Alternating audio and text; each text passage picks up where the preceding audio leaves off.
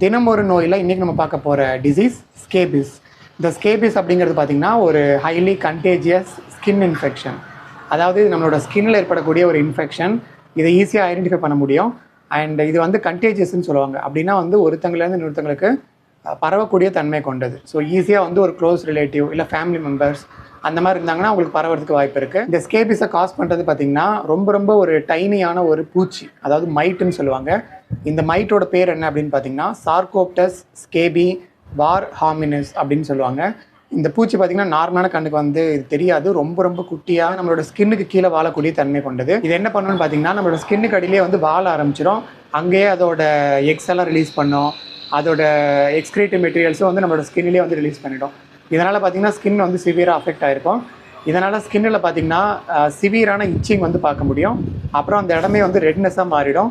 அப்புறம் ஸ்கின் ரேஷ் வந்து பார்க்க முடியும். இதெல்லாம் தான் வந்து காமனான சிம்டம்ஸும். ஸோ சிம்டம்ஸ் பார்த்திங்கன்னா ஸ்கின்னில் வந்து சிவியர் இச்சிங் இருக்கும். ஈவன் அந்த பர்சனால் வந்து தூங்குறதுக்கே ரொம்ப சிரமப்படுவாங்க அந்த இச்சிங்னால். இதை தவிர வந்து ரெட்னஸ் பார்க்க முடியும். அப்புறம் ரெட் கலரில் பம்ப் வந்து பார்க்க முடியும்.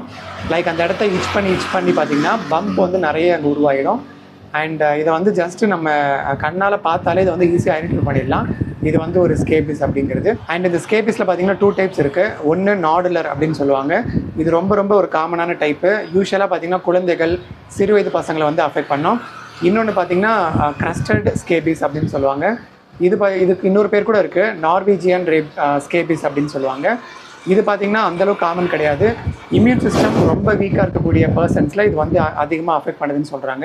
அண்ட் ஆல்சோ இந்த க்ரஸ்டட் டைப்புங்கிறது வந்து கொஞ்சம் டிஃப்ரெண்ட்டானது கம்பேர்ட் டு நாடுலர். அண்ட் ஆல்சோ கொஞ்சம் சிவியரானது கூட. ஸோ ஓவரால் இதுதான் வந்து ஸ்கேபிஸ். இதே மாதிரி இன்னொரு டிசீஸோட டுமாரோ மீட் பண்ணுறேன். அண்ட் இதே மாதிரி வீடியோஸ் ரெகுலராக பார்க்குறதுக்கு சேனல் சப்ஸ்கிரைப் பண்ணிக்கோங்க. இன்ஸ்டாகிராமில் ஃபாலோ பண்ணாதவங்க ஃபாலோ பண்ணிக்கோங்க. அங்கேயும் நான் போஸ்ட் பண்ணிட்டுருக்கேன் ரீல்ஸாக. இன்ஸ்டாகிராம் லிங்க் டிஸ்கிரிப்ஷனில் இருக்குது, செக் பண்ணிக்கோங்க.